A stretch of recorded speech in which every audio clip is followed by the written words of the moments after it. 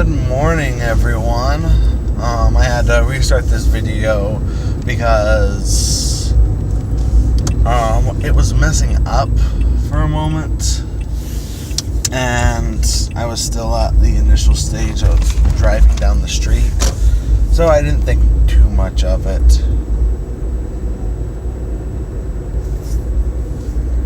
Now then,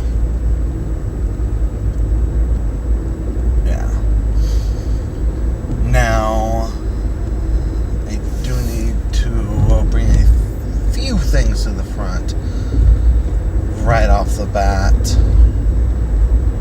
And sadly, there will be no more Zip Fizz for the slight foreseeable future.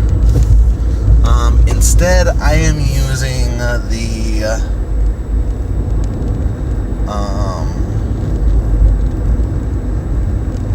it's called the Mio Energy. Well, it's not exactly the Mio Energy. It's the off-brand stuff from Walmart, which is essentially the same thing. But yeah, it's the energy infusers. So yeah, it was I had the the cherry limeade. Why am I so off on the whole talking in words thing? And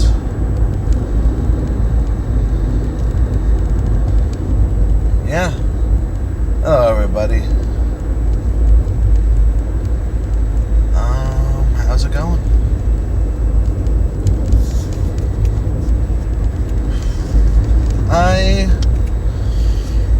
I think it's fair to you guys that I don't always have my weekday videos as really heavy topics. I know that not everyone likes to see heavy topics most of the time. It's just there will be light topics on Saturdays. That is my guarantee. Now today, let's start off with, sorry, my mustache part of my beard was feeling wet due to drinking.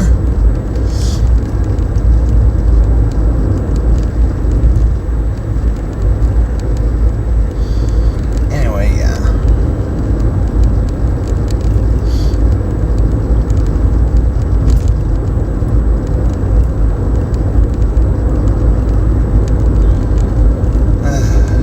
So, I wanted to talk about I want to do a slight game review for Kingdom Hearts 1.5 and 2.5. Because I can, and because the game is very important to me. Kingdom Hearts 1 and 2 especially in there. But I'm going to go over 4 games in there because I want to really dig into a few things as far as theming and my wife's reaction, because my wife has actually never watched or played any of the Kingdom Hearts games.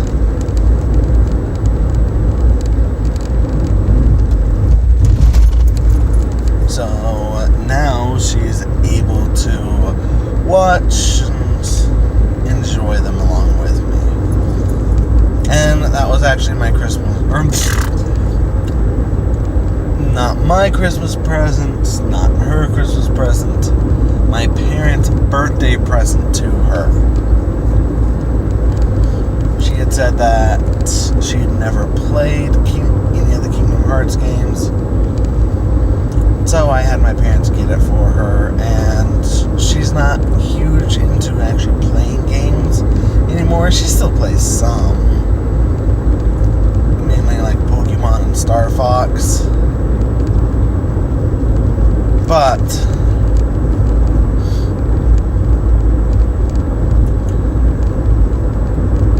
because it was such a part of my life growing up. I wanted to show it to her. And she absolutely loves it. And I'm going to get into part of that a little bit deeper in a little bit. Excuse me. But let me go into a slight synopsis of the first two games and build up from there, because I think it's important to start off with that. I mean, if Gerard Dragon Rider Galil of the Completionist, also known as That One Video Gamer, has taught me anything, getting the game's story down is typically the first thing that a gamer looks at when they're reviewing something. It's not the most important part, and it shouldn't be the most important part when putting together a game. In fact, most game companies have figured this out, and they don't really pay much attention to the story until after the game is down. Like the mechanics of the game and such are down. But it's still fairly important. I mean, look at The Last of Us. The gameplay on that game is not amazing. Seriously, it is not amazing at all. But I can promise you that the makers of that game had the gameplay down and the mechanics down before they ever started to focus on the actual... Oh, it's Kara. Before the actual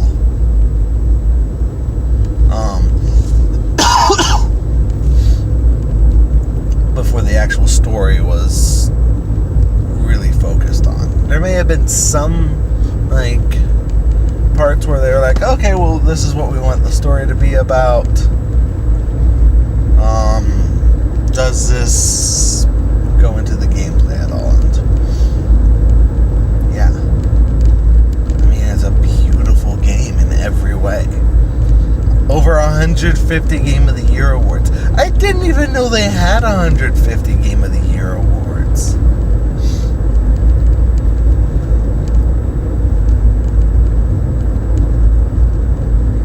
So yeah.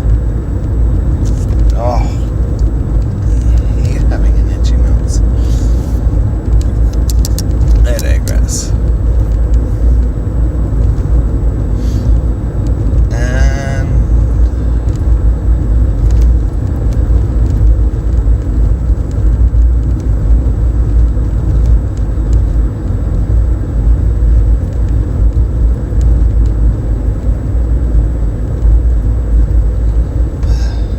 So, the story in Kingdom Hearts 1. It starts off with 3 kids, Sora, Riku, and Kairi, wanting to leave the island that they are on, known as Destiny Island. Well, the only reason that they know that Destiny Island is one of many worlds is the fact that Kairi is actually from another island, or another planet. We don't know which one she's from, just that she's from one that's not Destiny Island. And this makes Riku and Sora want to leave the island. Like, seriously. They are following the Disney princess formula, and they're fairly well, I think, just because the princess formula dictates that they want to have something more. And yeah, these are 2 boys who are following the princess formula extremely well. They want more. They see more as something that they can obtain through themselves. And yeah, it's not precisely like the princess formula, but the fact that it does have aspects of the Disney princess formula kind of plays into the overall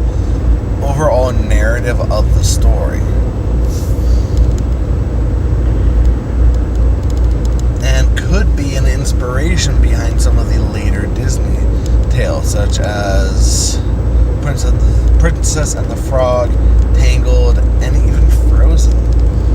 Not so sure on Moana, but that's due to multiple things.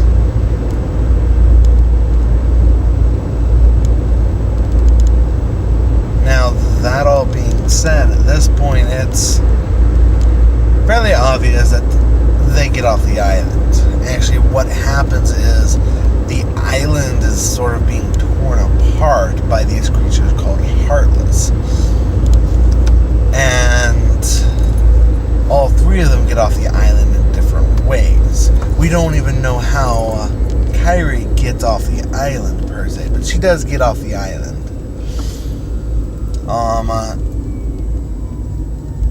It is kind of implied that Riku gets off the island through the darkness, and Sora is just tossed off the planet. Now then, the next thing that happens is Sora winds up on a planet called Traverse Town, where Squall, aka Leon, from Final Fantasy VIII, as well as Aerith and Yuffie from Final Fantasy VII, find him. Now, at this time, Sora has a weapon called the Keyblade. The first one is called the Kingdom Key, and it is a gold handle with a silver base.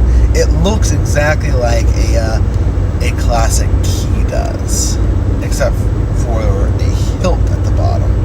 A hilt that has like double hand barriers on it, which gives it a really cool design in my opinion. Like, they really nailed down the design for just about every weapon in the game, including the weapons of Sora's companions. And Sora actually meets his companions in Traverse Town because Leon and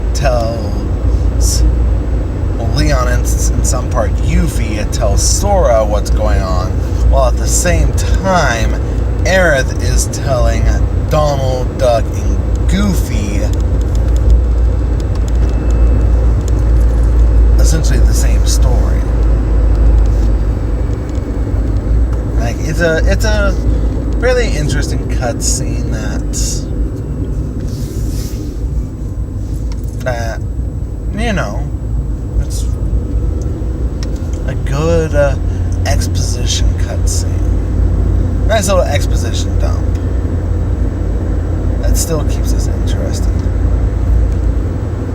And if you don't like video games with a fair amount of cutscenes, I don't think Kingdom Hearts is going to sway your mind at all, because it does rely really heavily on pre-rendered cutscenes. They're good, they're beautiful for their time, and Kingdom Hearts 3 looks freaking immaculate.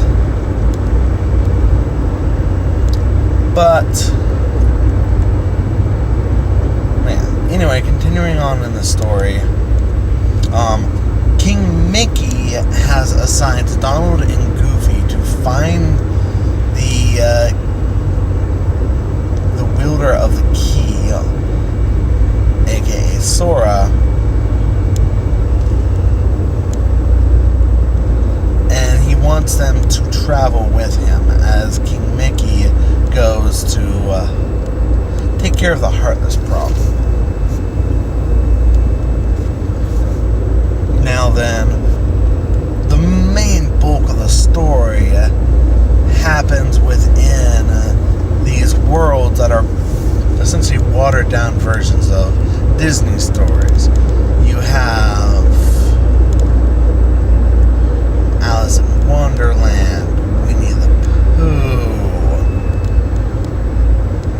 Tarzan, Aladdin, Hercules, Pinocchio, The Nightmare Before Christmas,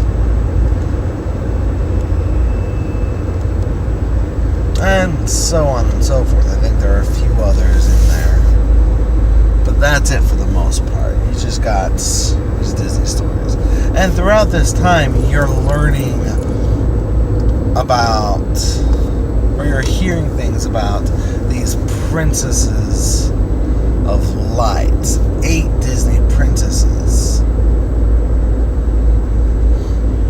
And of course Kairi is one of these princesses, which is why she was taken. But Sora actually finds Riku back in Traverse Town when he comes back, because he goes back and forth to Traverse Town a few times, because that's more of a central hub in a few ways.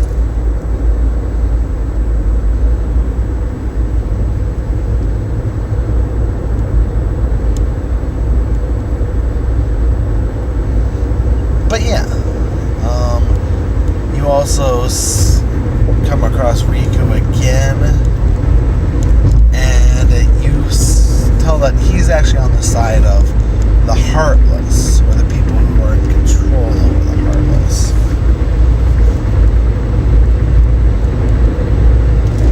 And you find out that Riku has power over the Heartless. He kind of embraces it. And then you get to a Hollow Bastion, which is another world that was made specifically for Kingdom Hearts.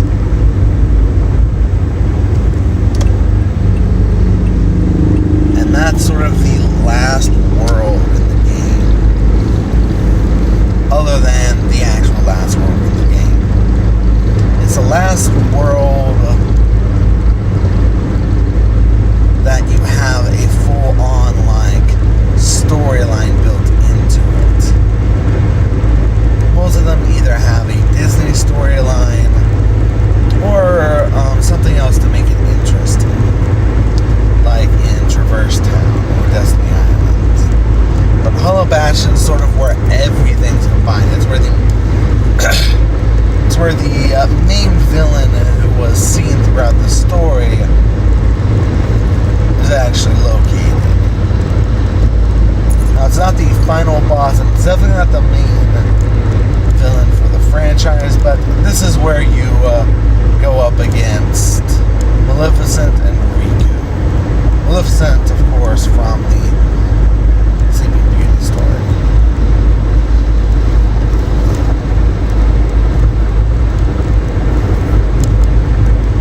Now, you actually do not see Sleeping Beauty in the storyline, other than at the end when you see all of the princesses. Princesses of heart, not of light, sorry. And this one has a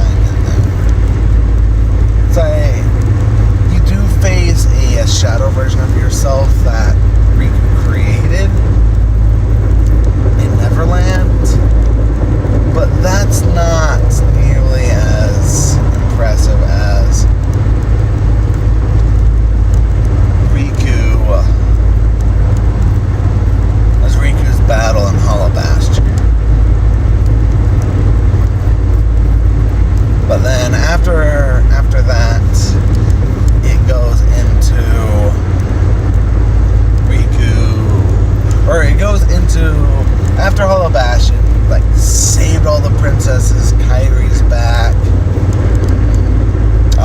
At one point, Sora actually turns into a Heartless to free Kairi's heart, because they find out that Sora's heart actually has Kairi's heart inside of it as well. Because when she was when the whole thing in Destiny Island was happening, you see Kairi go through Sora. So you don't know how she escapes Destiny Island. Just the fact that she does get out. But as she's going through Sora, part of her heart, like the essence of her being, is there. And when you see Kairi in Neverland, because of course you see her in Neverland, she's like a blank void.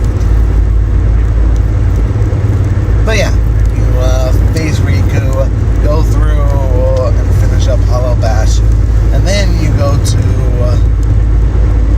the world that never was, where you meet Ansem, who has been hinted at, and you do see his reports as collectibles throughout the entirety of Kingdom Hearts. But you don't really, at least I didn't think much of it. So you face off against Ansem, and there was like a few fights, and I actually did not finish it in the harder difficulties, which is what I chose to do it on 1.5 and 2.5.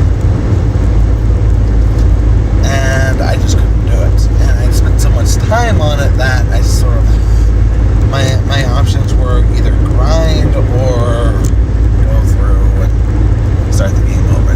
Neither one of those seemed like very good options to me. So I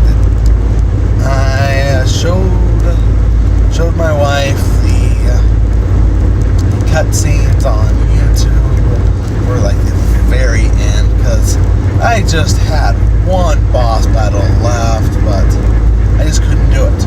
I could not. I didn't have it in me. After I beat Ansem,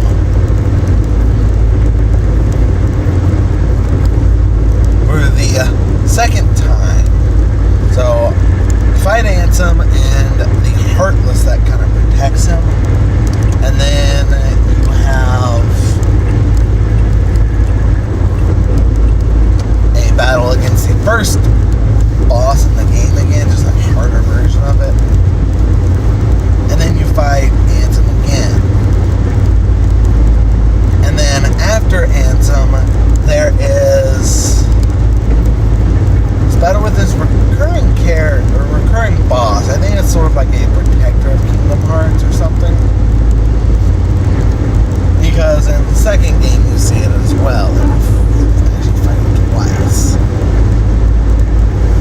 But the game ends with Sora, Donald, and Goofy chasing after Pluto, and that leads into Kingdom Hearts Chain of Memories, which actually does play into Kingdom Hearts 2 as well, because throughout Kingdom Hearts Chain of Memories, this girl called Naminé is sort of changing Sora's memories and then inserting herself into Sora's memories, and then a part of the organization, later known as Organization 13, they're wanting to use Sora because Sora's the Keyblade Master, the chosen warrior of the Keyblade. Yeah. And at the end of Kingdom Hearts 1, my wife really liked Riku and wanted to see how his story played off, because he has like a point of redemption at the very end of the game, because you see Sora, Donald, and Goofy closing the door to Kingdom Hearts on one side, but you need someone on both sides.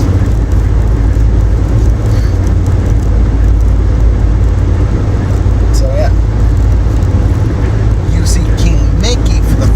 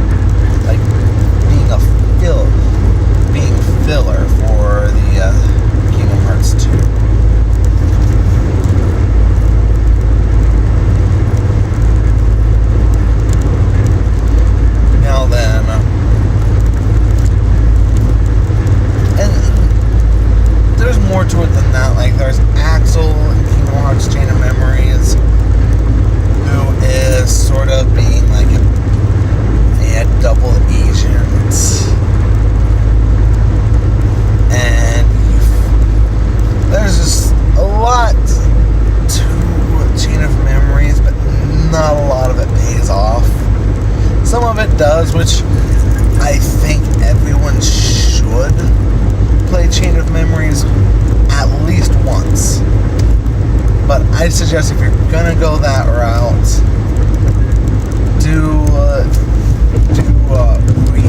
RE Chain of Memories. However you pronounce it. Which RE Chain of Memories came out originally on the PS2.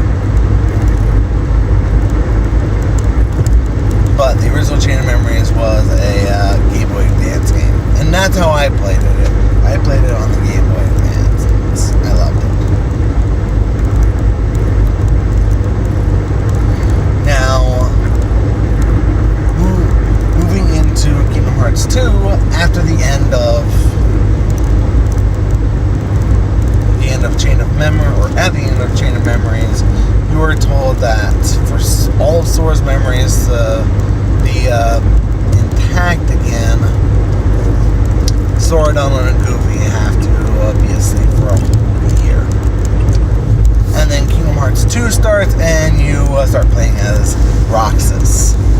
Now, Roxas is a very interesting character. Now, I want to stop using the word very, but I don't know what else goes with interesting. You could say that he's an engrossing character, compelling character, but that doesn't really play into how I see things as far as how I process characters.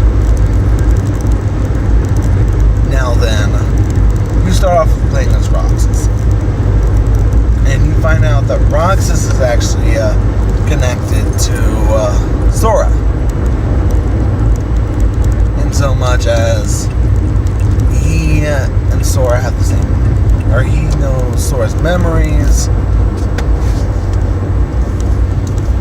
and like the entire first 3 to 4 hours of Kingdom Hearts are Roxas finding out that he doesn't really exist.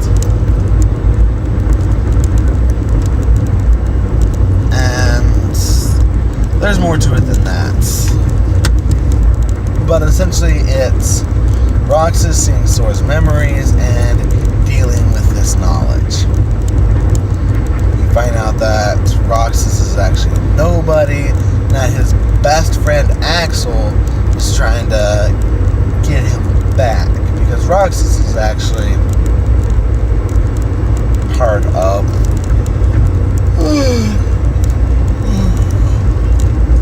Organization 13, even though he breaks off again in this game, which, yeah, there's a little bit of repetition in there, but it's fairly believable,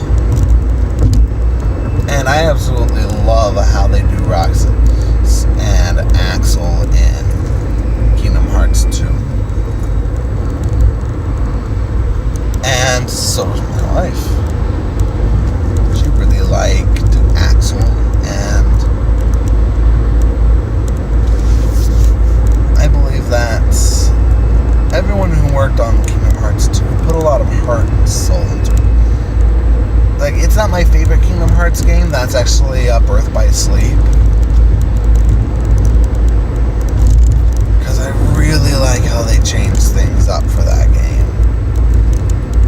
And that's what I'm currently playing right now on Kingdom Hearts 1.5 and 2.5. I have this, and then this, and then Kingdom Hearts Recoded. And then I'll need to get Kingdom Hearts 2.8.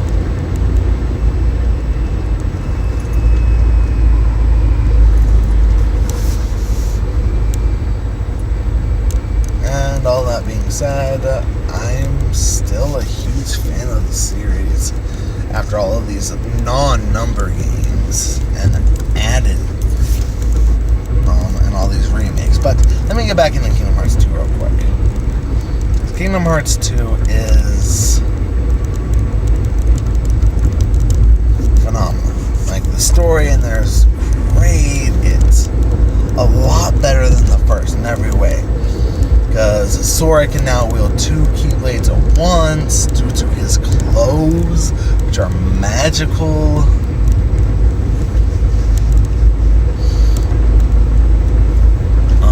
There's now the react commands, which if you press triangle at certain moments in the game,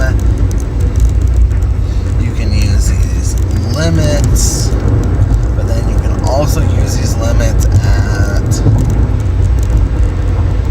by going into a side, or not a side menu, but a new menu. And Kingdom Hearts 2 just builds off of everything. I mean, yeah, you go back to Halloween Town, Hollow Bastion, and 100 Acre Woods. And then you go back to Agrabah, Atlantis, which, by the way, I'm a huge fan of rhythm games. So Atlantis, for me, did it a lot better than it did it for some other people who don't like rhythm games. Not Atlantis, Atlantica, sorry. In the first game, Atlantica was just another story. Just another part of it. It's not even, it's one of the few ones that's not a watered down version of, it's not a watered down version of the movie.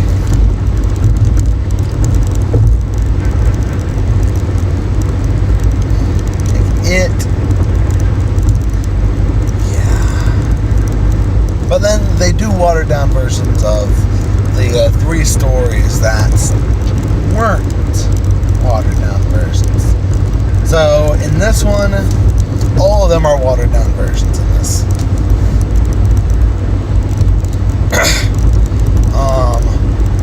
Agrabah, even though the first game had the watered down version of the first movie, Agrabah is the second one. And then you have Olympia, you have, let's just go through the movies from this one. So you have Aladdin 2, The Return of Jafar, Hercules, Mulan,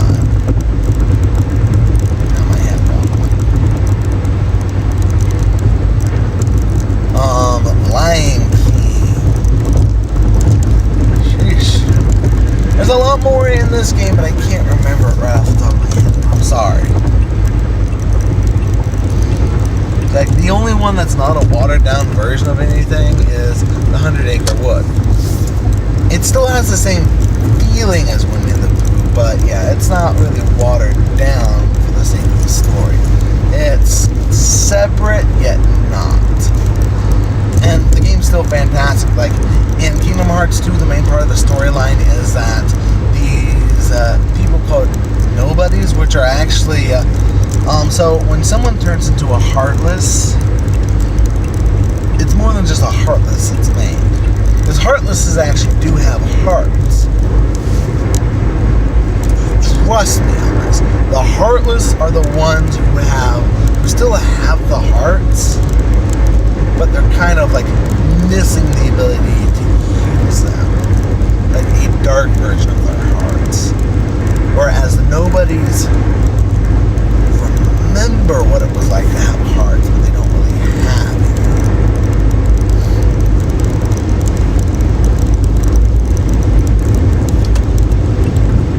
Now then, the main bulk of the story is actually the nobodies making Sora, or collecting hearts from the Heartless that Sora destroys with the Keyblade. And it's only the ones that are destroyed with the Keyblade. So, yeah, Donald and Goofy, they can go crazy with the killing of the Heartless. And they do for the most part.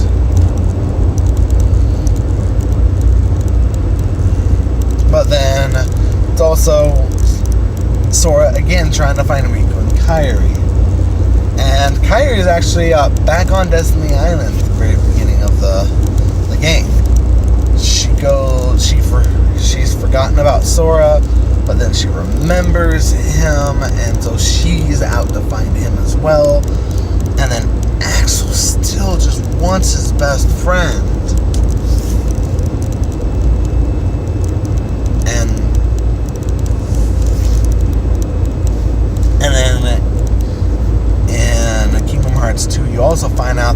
Ansem is not really Ansem. Ansem was... the original Ansem is called Ansem the Wise. And the Ansem from Kingdom Hearts 1 is actually a pupil of Ansem the Wise. The pupil's name is Xehanort. And the main villain in Kingdom Hearts 2 is Xehanort's Nobody. And it's such a great thing. Such a fantastic setup. Like, seriously, I can't stop gushing over it. But at one point, Axel dies. And at that point, it's like he put all of his attack into it. And during that battle, Catherine is so pumped. She's smiling, watching Axel kick ass. And then she's like, oh, cool! Huge attack by Axel! Kills out all of these Heartless. I think it was Heartless that they killed. So the Heartless are nobodies. Sorry. I can't remember off the top of my head. No, it must have been nobodies, because there weren't a lot of Heartless in that area. I think there were, but there weren't. Anyway, Axel puts his entire being into one attack, and as he's talking and saying all of his goodbyes, Catherine is like, no! No! No! She's getting all emotional because Axel is gone, and I'm like, yeah, sweetie, it's alright. It's okay. That's how I felt, because Axel was freaking awesome. And I hear he's back in Dream Drop Distance, so yeah. Anyway, you face Xemnas, also known as Xehanort's Nobody. There's actually a battle between Sora and Roxas, and you find out that Roxas is actually Sora's Nobody, which is why Roxas can use the Keyblade.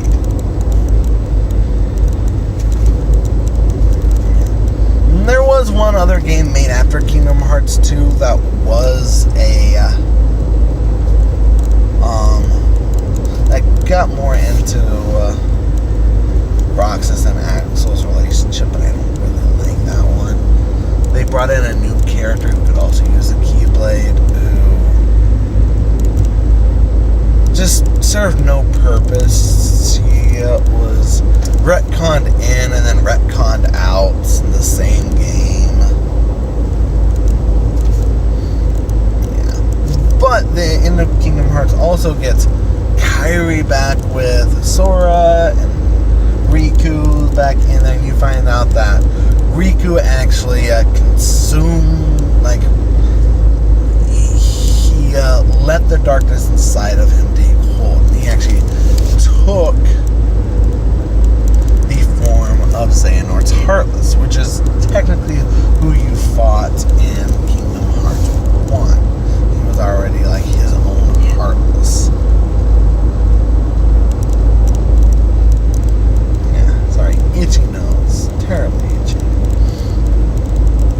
And so things play out into there, and everything's just getting bigger and bigger from that point. It's like Ansem the Wise shows up to destroy the new Kingdom Hearts that was being created by the Nobody so that they could have their own hearts. And like, it's a nice build up. And it comes to a really nice conclusion. It's Riku and Sora in the realm of darkness, and they accept their fate. It's like, you know how dark it got in Toy Story 3. Well, it didn't quite reach that level of darkness in Kingdom Hearts 2, but man, was it getting close, with just